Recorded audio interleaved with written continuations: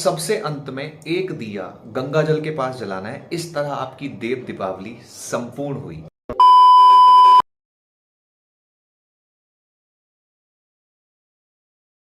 दोस्तों नमस्कार। देव दीपावली किस प्रकार मनाएं और देव दीपावली को लेकर के बहुत सारे क्वेश्चंस हैं लोगों के मनों में कि हम उसको कैसे सेलिब्रेट करें साइंटिफिकली, एस्ट्रोलॉजिकली, हर तरीके से। तो आज के इस वीडियो में हम जानेंगे देव दीपावली किस प्रकार मनाई जाती है। सबसे पहले दोस्तों, देव दीपावली 26 नवंबर की है। 27 नवंबर को वो तिथि कंप्लीट नहीं हो रही है, तो पूर्णिमा तो आप मनाएंगे 27 तारीख को, यानी जो भी उसका दान है, पुण्य है और इस तरह की पूजा है। पर देव दीपावली आप मनाएंगे 26 को, यानी रविवार को, रविवार की शाम को। अब ये कैसे आपको सेलिब्रेट करनी है विज्ञान के हिसाब से, मैं स्टेप बाय स्टेप आपको बताता चलता हूं। आप इसको नोट डाउन कर सकते हैं। पहली बार आए हैं तो कुमकुमानंद चैनल को सब्सक्राइब कर लीजिए। तो चलिए हम शुरू करते हैं। शंकर जी ने त्रिपुरासुर का, राक्षस का वध किया था। ये एक पूरी स्टोरी है, आप सब लोग जानते हैं। इस कथा को आप देव दीपावली वाले दिन पढ़ लें, किसी पुस्तक से या कहीं से नोट करके। इसके साथ साथ दोस्तों आपको ये बेसिकली ये समझना पड़ेगा। पहले वैज्ञानिक ढंग से मैं आपको समझाता हूं what is the definition of Dev Deepawali. किसी संकट से भगवान ने सबको बचाया, यानी Dev Deepawali is a festival of संकट से मुक्ति। If I am talking about विज्ञान, अगर हम विज्ञान के पॉइंट से चलें तो देव दीपावली संकटों से मुक्ति का पर्व माना जाता है। अब अगर आप ज्योतिष को समझते हैं, आपने ज्योतिष की चीजों को थोड़ा सा सुना होगा जीवन में, या कहीं से भी आपने थोड़ी सी भी इंफॉर्मेशन होगी, तो आप देखते हैं कि शनि महाराज जो हैं, पीपल जो है, पीपल पर अक्सर सरसों के तेल का दीपक जलाया जाता है। वो क्यों? क्योंकि हमें संकटों से मुक्ति मिलती है।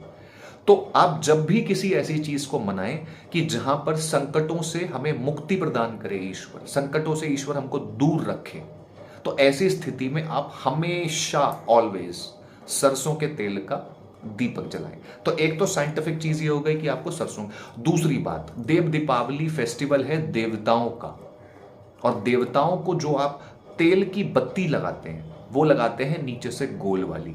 तो ये दो बातें आपको हमेशा ध्यान रखनी है देव दीपावली पर। पहली चीज है आपको सरसों का तेल प्रयोग करें ताकि वो संकटों से मुक्ति दिलाए। और दूसरी चीज दोस्तों, गोल वाली बत्ती जो नीचे से होती है राउंड शेप में, आपको वो दीपक बनाने हैं। दीपक की संख्या कितनी होनी चाहिए ये सब हम आगे इसमें चैप्टर में डिस्क्लोज करेंगे।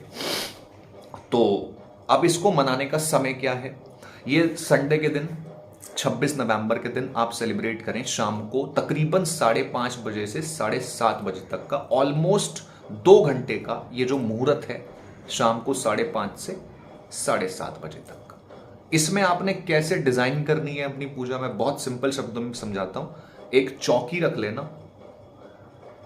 वैसे आप अपने पूजा घर में भी इसको कर सकते हैं। अगर आपको चौकी जमीन पर नहीं लगानी, सजानी नहीं है, तो अपने पूजा घर में भी कर सकते हैं। और जिनको चौकी लगानी है वो अपनी चौकी भी लगा सकते हैं, ठीक है।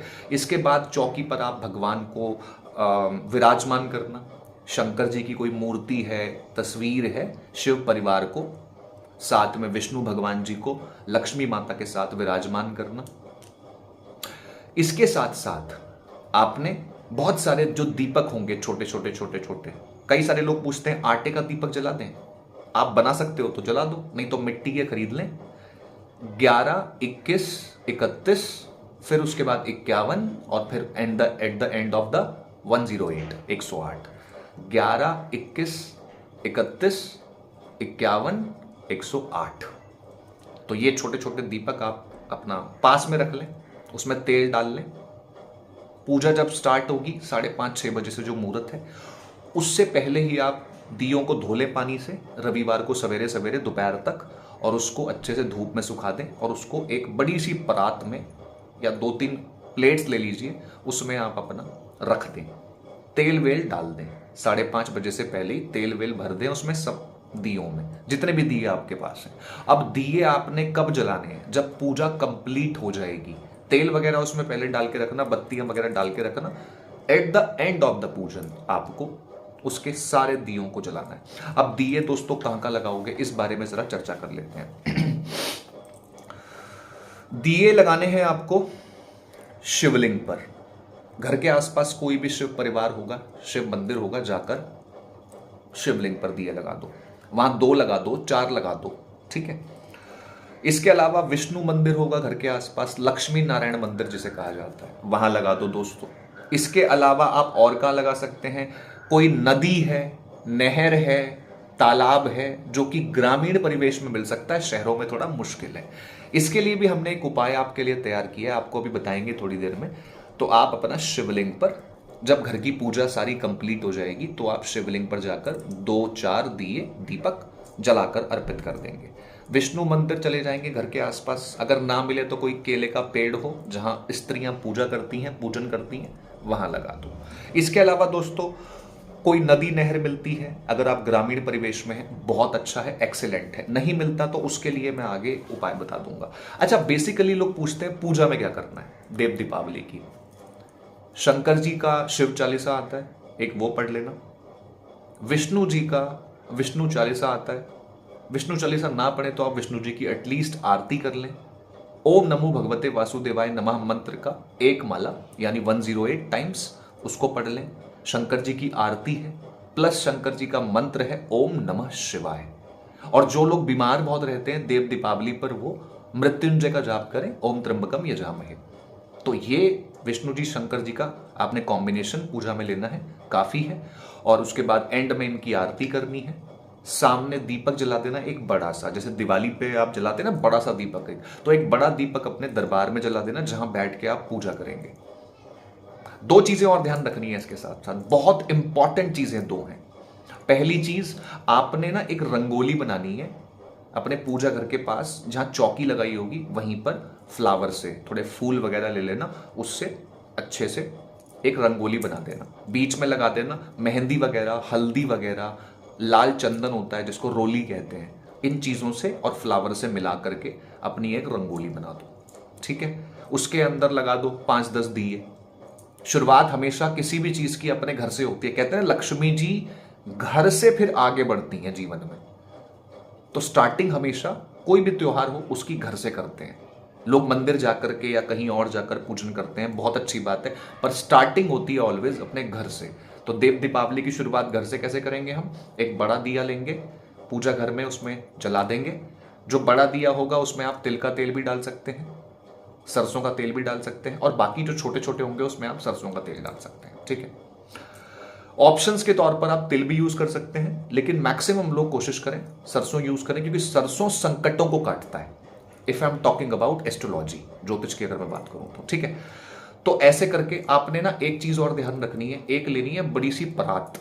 परात मिल जाएगी घर में, नहीं तो बड़ी सी एक आपके पास प्लेट हो, थाली जिसको कहते हैं, उसमें आपने पानी भर लेना है। एक थाली लेनी है थोड़ी सी गहरी, थाली ना हो तो डोंगा मिल जाए वो भी ले लो, उसमें पानी भर लो थोड़ा सा, ज्यादा मत भरना, थोड़ा सा। उसमें गंगा जल मिला दो, यूज गंगा जल थोड़ा सा, और उसमें 2-4 दिए रख दो ताकि वो डूब ना जाए, पानी उस हिसाब से लेना। जल में गंगा जल और उसके अंदर थोड़े दीपक, और आसपास फ्लावर्स लगा दो, मतलब उस पर छिड़क दो फ्लावर्स लेके, फूलों की जो पत्तियां होती हैं, थोड़ा अच्छा डिजाइनिंग होगा। तो इसको हम इस तरीके से देख रहे हैं कि देव दीपावली पर हमने गंगा के तट पर अर्पित कर दिया अपना दीपदान, क्योंकि गंगा जल आ गया। पहले जल मिक्स कर लो, थोड़ा सा गंगा जल मिक्स कर लो, उसके अंदर फ्लावर्स डाल दो जैसे डेकोरेशन होती है, और उसके अंदर आपने 3-4-5 दिए अपना जला देने हैं और लगा देने हैं।